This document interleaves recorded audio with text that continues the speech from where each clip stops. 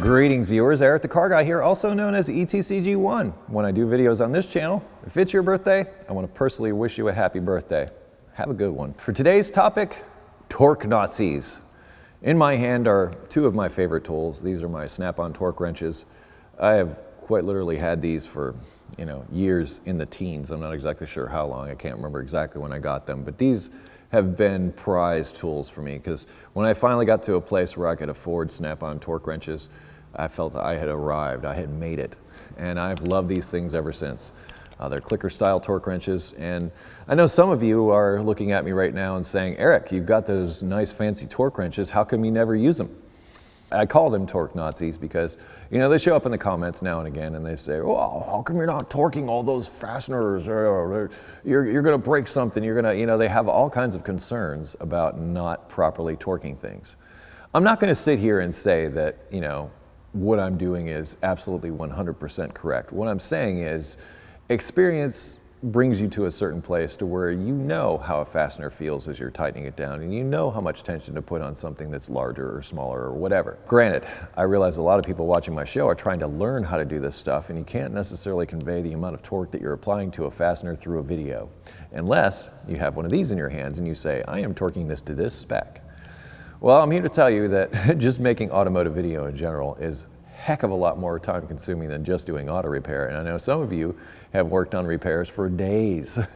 So imagine coupling that with setting up a camera and moving it for every shot. Even with cameraman Brian, it's still a lot of work, a lot less work with him. And his work is certainly appreciated by me. But my point is, torquing every single fastener, is it necessary? I'm going to say I don't believe it's necessary, but I'm not going to say that it's not a good thing to torque every fastener to its proper torque. And the other thing is it's looking up the proper torque for each and every fastener. Now, I've done a video about torquing wheels and why it's important, because if you over torque wheels, you can warp rotors and cause a brake pulsation and all that kind of stuff. Yeah. And I don't always do that, but I have been using my torque stick a lot more. And on certain occasions, on certain vehicles, I will break out my torque wrench and hand torque each one of the fasteners on the wheels. But as far as doing a timing belt and water pump and torquing down each and every timing belt cover or each and every water pump bolt, I fail to see the value in that. Personally, I fail to see a value in that. When I'm building a transmission, such as when Paul was here, when I put that thing back together and get everything, where I've got sealer on it, I'm going to torque everything down the way it's supposed to be torqued. And the whole purpose of torque is to create an even torque across a given component.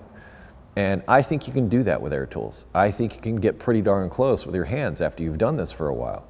If you're concerned, like here's little tricks I use. If it's a small fastener, like say 10 millimeter-ish, 10, 12 millimeter. Use 1/4 inch tools. Don't use 3/8 inch tools, and you'll have less leverage and you'll be less likely to break things. Look at the fastener that you're trying to fasten and tighten and say to yourself, does this require a crap load of torque or just does it need to be fastened down? I'll show you something else that I absolutely love these days. My T-handles.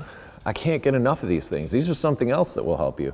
So you won't be sitting there, you won't be tightening something down and truly, you can put a lot of torque on these things, but you don't have to. And I like these so much because they have such positive feedback as I'm running fasteners in. I mean, when I first got these, I didn't take them seriously, but I've seen a lot of older mechanics use them, and I was always like, that takes too long, T-handle, blah, blah, blah. Well, I've actually been faster with one of these than I have with my air tools sometimes, and these things get into some pretty tight areas. But they also are a means that I use of making sure that I don't over torque things. The other thing is if you are torquing things, and I've done a video about torquing head bolts, if you are torquing things, the extensions that you use, those affect the torque. So there's if you want to get down to the minutia of all that, there's a lot of detail that you can get into as far as torquing things. Me, I'm going to continue doing things the way I've been doing things, and I will try to convey more information about torque as I go through and do the things that I do.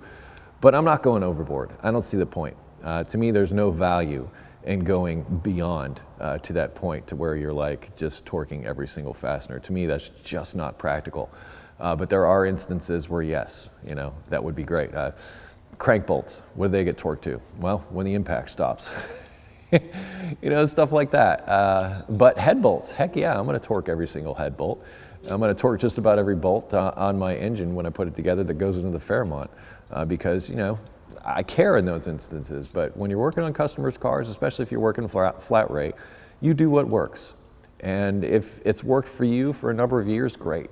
And if torquing every fastener works for you, also great. I'm not saying you're wrong. I'm saying that, you know, lighten up.